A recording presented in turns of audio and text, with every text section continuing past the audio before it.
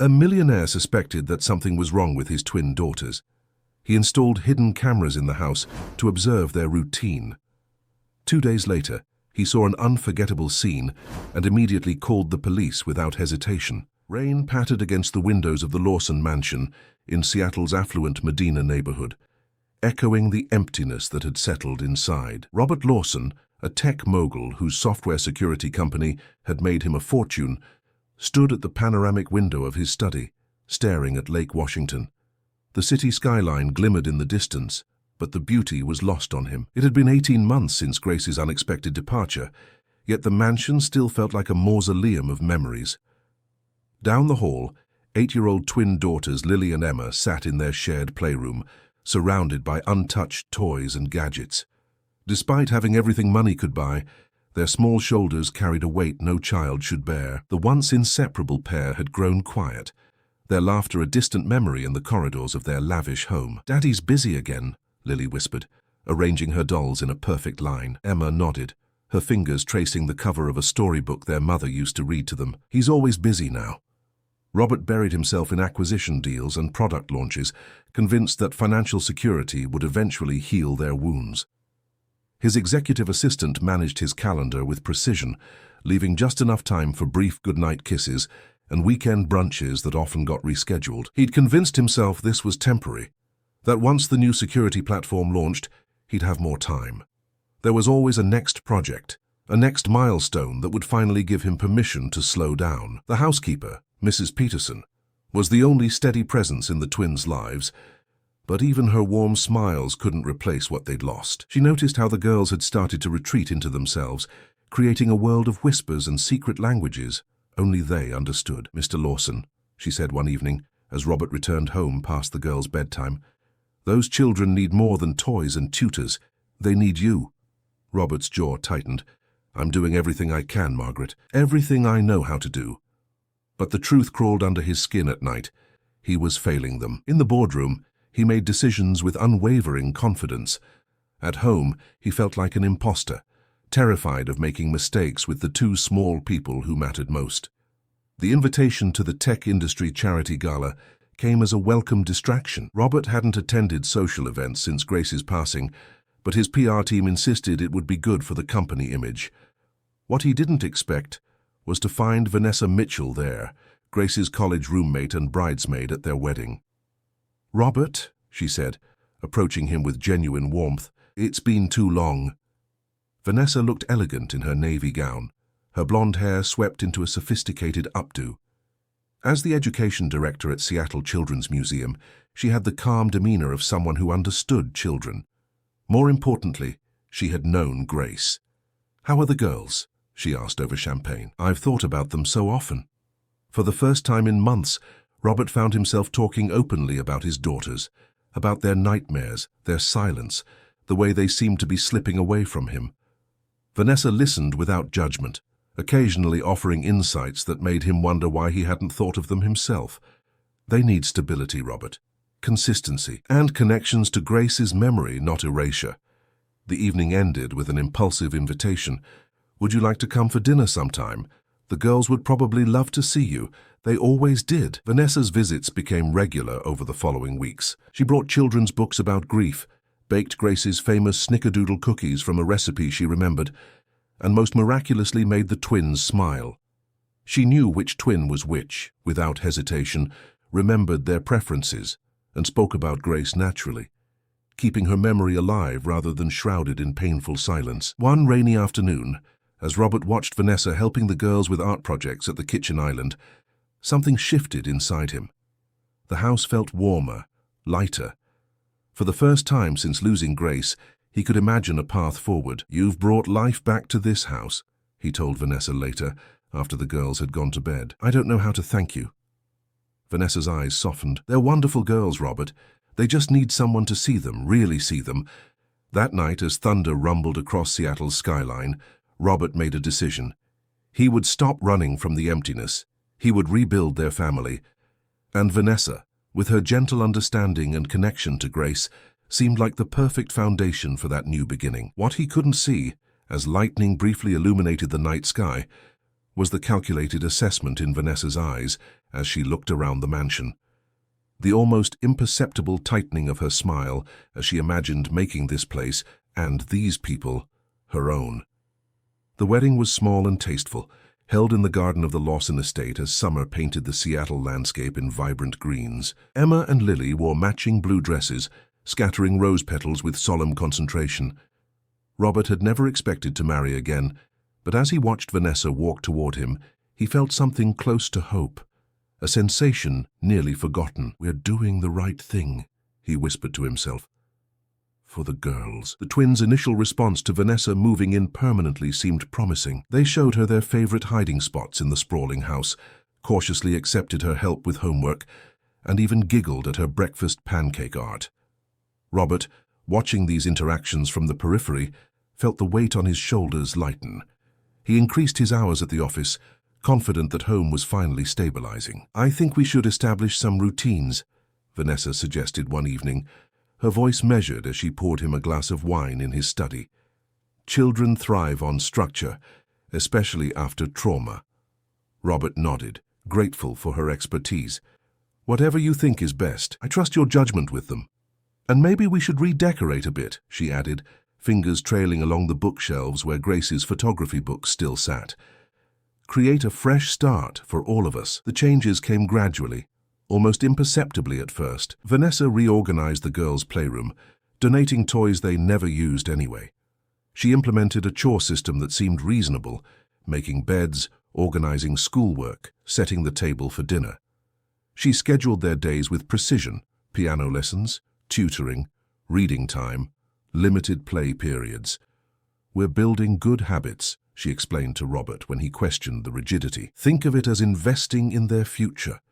By the third month of marriage, the mansion operated with clockwork efficiency. The twins' academic performance improved. Their rooms remained spotless.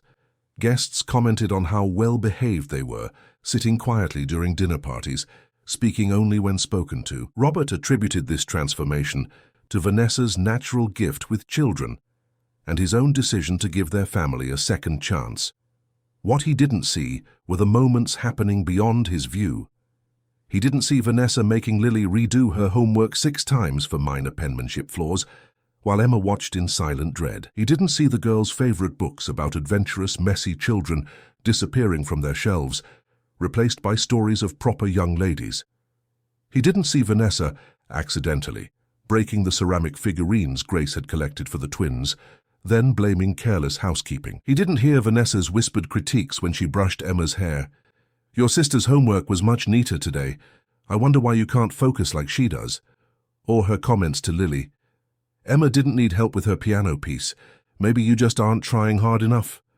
The twins, once inseparable, began to eye each other warily across the dinner table. Their secret language, once a source of comfort, faded into uncomfortable silence.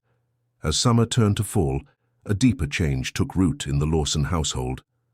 Robert found himself working later, making excuses to avoid the strange tension he couldn't quite identify. When he did come home, Vanessa greeted him with concerning reports. "Lily had another tantrum today," she would say, her voice tinged with disappointment. "She called me horrible names when I asked her to organize her bookshelf." Or, "Emma broke that crystal figurine from Venice. Deliberately, I think. I sent her to her room without dessert." Robert, exhausted from 14-hour workdays and guilty about his absence, defaulted to Vanessa's judgment. "I'll talk to them," he promised, though these conversations became shorter and more perfunctory. The girls' explanations seemed implausible, their tears manipulative. Why would Vanessa lie? She had given up her career to care for them. She was trying to maintain order while he built their future. One evening, Dr. Thomas Reynolds, a longtime friend and the girls' pediatrician since birth, stopped by unannounced. Robert welcomed the interruption from a tense family dinner where Lily had been sent away for spilling her water. "Just in the neighborhood," Thomas explained with an easy smile that faded as he observed the girls. Where were the spirited twins who used to climb all over him during checkups? These children seemed oddly reserved, their eyes constantly darting to Vanessa, as if seeking permission to speak. After they excused themselves to finish homework, Thomas turned to Robert. "Everything okay with the girls? They seem different." "They're adjusting," Vanessa interjected smoothly. We've been working on manners and responsibility. Growing up is always a little uncomfortable. Thomas nodded, unconvinced. Later, as Robert walked him to the door, the doctor paused. Remember what you told me when they were born, that you wanted them to stay wild and curious forever. Don't lose sight of that, Robert. They're still those same little girls. The comment lingered uncomfortably. That night, Robert found himself standing in the doorway of the twins' bedroom, watching them sleep. Lily's brow was furrowed even in slumber. Emma's hand stretched across the space between their beds, reaching for a connection that was slowly unraveling. For the first time in months, he really looked at his daughters and saw not the perfect, polite children Vanessa was shaping, but shadows of who they used to be. Something cold settled in his stomach, a doubt he couldn't yet articulate, but could no longer ignore. Winter descended on Seattle with unforgiving rain and early darkness. Inside the Lawson mansion, another kind of coldness had taken hold. Robert, increasingly troubled by the hollow-eyed silence of his daughters, began cancelling business trips. He started coming home for dinner without calling ahead. The family tableau he witnessed during these unannounced appearances disturbed him more each time. The girls no longer spoke unless spoken to. They moved through the house with an unnatural precision, eyes constantly scanning for potential missteps. During meals, Vanessa would subtly praise Emma's posture while pointedly adjusting Lily's silverware placement. Or she would commend Lily's vocabulary while reminding Emma of her reading difficulties. The twins, once unified in all things, now sat rigidly apart, their connection visibly fracturing under Vanessa's methodical attention. "Don't you think the girls seem unhappy?" Robert asked one night as he and Vanessa prepared for bed. Vanessa sighed, setting down her book with practiced patience. "Robert, parenting isn't about making children happy all the time. It's about preparing them for the world.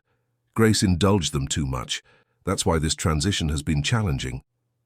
The mention of Grace, increasingly rare in their household, stung sharply. "She was a wonderful mother," Robert defended. "Of course she was," Vanessa replied smoothly. "But different isn't wrong. I'm doing what's best for them in the long run. The question is whether you trust me enough to let me do it." Trust. The word echoed uncomfortably. Robert did trust Vanessa. Hadn't he handed over his entire domestic life to her judgment? Yet something kept nagging at him, a persistent whisper he couldn't silence. The catalyst came on a rainy Saturday when Robert cancelled a golf meeting to spend time with the twins. He found them in the kitchen on their hands and knees, meticulously scrubbing the Italian marble floor with small cloths, while Vanessa supervised from a chair, scrolling through her phone. "What's going on?" he asked, confusion evident in his voice. "Just teaching responsibility," Vanessa answered without looking up. "They spilled juice and need to understand consequences." Emma's small hands were red and raw. Lily's shoulders trembled with exhaustion. Robert checked his watch. They had been cleaning for over 2 hours. "That's enough," he said firmly, helping the girls to their feet.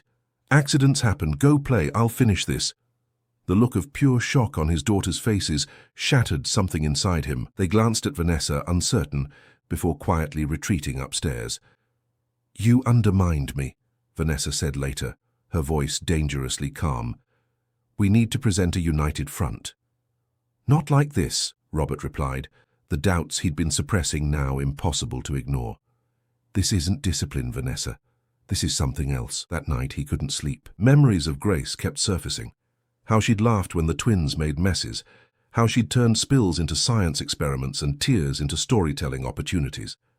The stark contrast with the military precision of his current household made his chest ache. The following day, while Vanessa took the girls to their piano lesson, Robert found himself drawn to the attic, a space he'd avoided since Grace's passing. Here, Vanessa had stored the clutter she'd been systematically removing from the main house. Boxes of family photos, the twins' baby quilts, Grace's journals. As he opened a dust-covered album, a small notebook fell out. It was Emma's diary from the previous year, its lock broken. Against his better judgment, Robert opened it, and what he found turned his blood cold. In a child's uneven handwriting, "Today I got time out again for hugging Lily too long. Ms. Vanessa says we're too dependent. I tried to be perfect, but my socks were wrong. Tomorrow I'll be better." Another entry. "Ms. Vanessa told Daddy I broke Mommy's picture frame on purpose, but it was because she made me dust everything 3 times and my arms were shaking." The most recent entry simply read, I don't think Daddy loves us anymore. Ms. Vanessa says we disappoint him every day. Robert sat amid the boxed-up remnants of their former life, a crushing realization settling over him. He'd handed his vulnerable daughters to someone who was systematically dismantling their spirit, their connection to each other, and their memories of grace. Someone who was turning them against him while pretending to help. With trembling hands, he took out his phone and called Thomas. "I need your help," he said when his friend answered. "Something's very wrong in my house." Thomas's response was immediate. "I've been waiting for this call. What do you need?" "Security cameras," Robert replied, his tech executive mind finally engaging with the problem. "Installed discreetly, today." That evening, Robert returned with an installer supposedly checking the home's security system. While Vanessa helped the twins with homework, small cameras were placed in common areas. The kitchen, living room, playroom, and hallways. No bedrooms, no bathrooms, just enough to document what happened when he wasn't home. "It's for peace of mind," he explained to Vanessa when she questioned the upgrade. "After that attempted break-in down the street." She accepted the explanation, her smile not quite reaching her eyes. "Always the protector," she said, touching his cheek. "That's what I love about you." For 3 days, Robert feigned normalcy while remotely monitoring the footage during work hours. What he witnessed confirmed his worst fears and revealed horrors he hadn't imagined. The meticulous manipulation, the whispered threats, the systematic isolation of each twin from the other, the endless, pointless cleaning tasks, the way Grace's name was weaponized. Your mother would be so disappointed. But most devastating was watching his daughter's spirits visibly breaking under the constant pressure of impossible perfection. On the 4th day, Robert couldn't bear to watch anymore.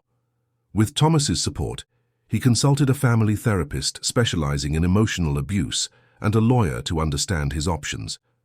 Both professionals reviewed the footage and confirmed what Robert's heart already knew. His daughters were in crisis, and immediate intervention was necessary. "I need to get them away from her," Robert said, his voice breaking as he sat in the therapist's office. "But I'm terrified of making things worse." Dr. Helen Martinez, the therapist, leaned forward. "These girls need their father, their real father, not the distant figure she's painted for them. They need to know you see what's happening, and that you'll protect them no matter what." The plan they developed was straightforward, but required perfect timing. Robert would take the twins to Thomas's lake house for the weekend, supposedly for father-daughter bonding. Once there, he would begin the painful process of helping them understand that Vanessa's treatment wasn't normal, wasn't loving, and most importantly, wasn't their fault. Meanwhile, the lawyer would prepare restraining order paperwork based on the video evidence. Security personnel would change the locks and inventory the house to prevent retaliation. The night before their planned departure, Robert tucked the twins into bed himself, something he realized with shame he hadn't done in months. "We're going on an adventure tomorrow," he told them, trying to keep his voice light. "Just the 3 of us." Emma's eyes widened with uncertainty. "Does Ms. Vanessa know?" The question broke his heart. "It's a special surprise," he assured them, brushing Emma's hair back from her forehead. "Something just for us." Later, as he packed their overnight bags, Vanessa appeared in the doorway of their bedroom. "What are you doing?" she asked, her voice carrying that dangerous calm he'd come to recognize. "The girls and I are going to Thomas's lake house for the weekend," he replied, continuing to fold small sweaters. "I've been working too much. We need some father-daughter time." Vanessa's expression flickered, surprise, then calculation, then a carefully constructed smile. "What a lovely idea. I should come along to help with meals and—" "No," Robert interrupted, surprising them both with his firmness. "This is just for us." A tension stretched between them, electric and dangerous. For a moment, Robert thought she might argue, but instead, she nodded slowly. "Of course, I understand. When will you leave?" "After breakfast," he lied, already planning a pre-dawn departure. That night, Robert barely slept, listening for any movement in the house. At 5 a.m., he silently woke the twins, helping them dress and whispering that they were going on a special early morning adventure. Their confusion was evident, but years of obedience had trained them not to question adult instructions. As they tiptoed down the grand staircase, the front door just steps away, a light switched on in the foyer. Vanessa stood at the bottom of the stairs in her silk robe, arms crossed. "Going somewhere?" she asked, her voice like ice. Robert pushed the girls gently behind him. "Move aside, Vanessa, we're leaving." "At 5 in the morning, without saying goodbye?" Her laugh was brittle. "What kind of example does that set? Girls, go back to your room while your father and I talk." Neither twin moved, their small bodies frozen in uncertainty. "It's okay," Robert assured them. "Stay with me." Vanessa's mask slipped then, her carefully cultivated composure cracking. "After everything I've done for this family, for those ungrateful—" "I've seen the videos," Robert cut in, his voice low but firm. "The security system records everything, Vanessa. Everything." The color drained from her face. For several seconds, the foyer remained in perfect, terrible silence. "You never appreciated what I was trying to build," she finally said, her voice trembling with rage. "Those girls needed discipline, structure. They were wild, undisciplined." "They were children," Robert interrupted, "happy, normal children mourning their mother, and instead of helping them heal, you—" He stopped, aware of the twins listening. "We're leaving now, don't try to contact us." Vanessa stepped forward, her eyes fixed not on Robert but on the twins. "You think he'll actually take care of you? He'll hire another nanny within a week. He doesn't know how to love anyone. Not really. He's just using you to punish me." Robert saw Emma shrink back, uncertainty clouding her eyes. Lily's small hand gripped her sister's tightly, the first gesture of connection he'd seen between them in months. "That's enough," he said, gentle but firm. "Girls, go to the car. I'll be right behind you." To his relief, they obeyed, scurrying past Vanessa without meeting her eyes. Once they were safely outside, Robert turned back to his wife. "I failed my daughters once by not seeing what was happening. I won't fail them again," he promised quietly. "The security team will be here in an hour to change the locks. My lawyer will contact you about next steps." Something flashed in Vanessa's eyes. Recognition, perhaps, that her carefully constructed world was collapsing. "You have no idea what it's like," she whispered. "To never be enough, to never belong anywhere." For a moment, Robert glimpsed the damaged person beneath the calculating exterior. "Get help, Vanessa," he said simply. "Not for us. For yourself." Then he walked out the door, leaving behind the beautiful prison their home had become. The first weeks at Thomas's lake house passed in a blur of quiet conversations, gentle therapy sessions with Dr. Martinez, and tentative steps toward healing. The twins remained unnaturally silent at first, watching Robert with wary eyes, as if waiting for the other shoe to drop. They followed rules that didn't exist, apologized for imagined transgressions, and startled at sudden movements. "It will take time," Dr. Martinez warned during her visits. "Trust has been broken, not just with Vanessa, but with you too, Robert. You'll need to rebuild it day by day." Robert took a leave of absence from work, appointing his COO as temporary CEO. For the first time since founding his company, the business took a back seat to what truly mattered. He learned to make breakfast, burning toast and overcooking eggs, before finally mastering pancakes that made the girls smile. He sat through therapy sessions where Emma could barely speak, and Lily apologized for breathing too loudly. He held them through nightmares and promised again and again that they were safe now. Slowly, painfully, the twins began to emerge from their shells. The breakthrough came one rainy afternoon as they sat on the porch, watching storms roll across the lake. Emma accidentally knocked over her hot chocolate, and her face crumpled in terror. I'm sorry," she chanted, already dropping to her knees to clean the spill. Robert gently stopped her. "It's just hot chocolate, sweetheart." "Accidents happen, but I made a mess," she whispered, trembling. "I wasn't careful enough." "Emma," he said softly, kneeling beside her, "do you remember when you were 5 and you and Lily decided to make surprise pancakes for Mom's birthday? You used blueberries and flour and eggs all over the kitchen floor." Emma shook her head, the memory lost in fog. "Mom wasn't angry. She laughed so hard she cried. Then she got the camera and took pictures before we cleaned up together. She said it was the best birthday present because it showed how much you both loved her." As he spoke, he pulled out his phone and showed them the photo he'd found in the attic, tiny Emma and Lily covered in flour, Grace laughing beside them, a moment of pure, messy joy. "That's us?" Lily asked, leaning closer. "That's you," Robert confirmed. "The real you. Not perfect, not silent, just beautifully, wonderfully yourselves." Something shifted that day.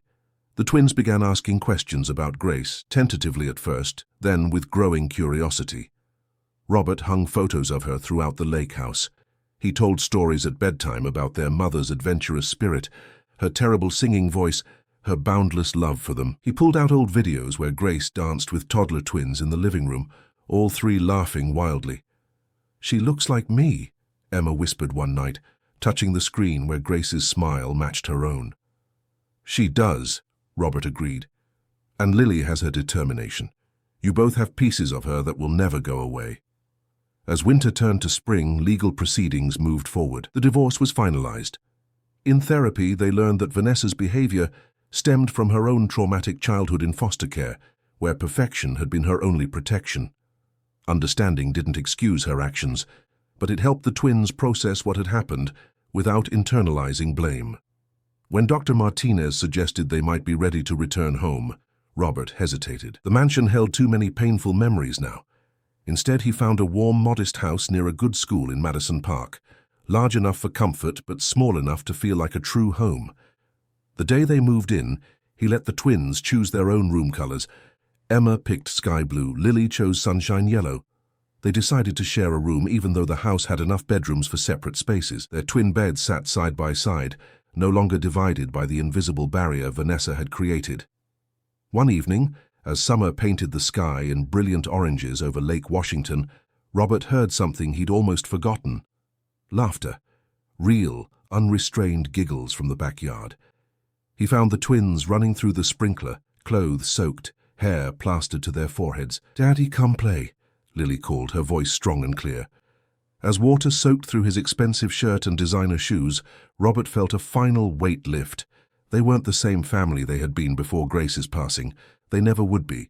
But they were whole again in a different way, scarred but stronger, with a hard-earned understanding of what truly mattered. Years later, when the twins graduated high school as confident young women, Robert founded the Grace Lawson Foundation for Family Healing. The organization provided therapy and support for children recovering from emotional abuse and trained parents to recognize and respond to signs of unhealthy dynamics. The twins, now studying psychology and social work respectively, often spoke at foundation events about their experience. As for Vanessa, she eventually entered intensive therapy as part of her divorce settlement. The last Robert heard, she was working at a women's shelter in Portland, using her own journey toward healing to help others break cycles of trauma. She never contacted the twins directly, respecting the boundaries they'd established, but once sent a simple note to the foundation. "Thank you for breaking the cycle. I'm trying to do the same." On the twins' 18th birthday, Robert gave them each a special gift, journals filled with Grace's handwriting, her hopes and dreams for her daughters. "She wanted you to grow into yourselves," he told them, "not someone else's idea of perfection." That evening, as the three of them sat on their porch swing, watching another sunset, Emma leaned her head on Robert's shoulder. "Do you think Mom would be proud of us?" she asked. Robert looked at his daughters, not perfect, but perfectly themselves, and felt Grace's presence surround them. "She is," he said with absolute certainty, "and so am I."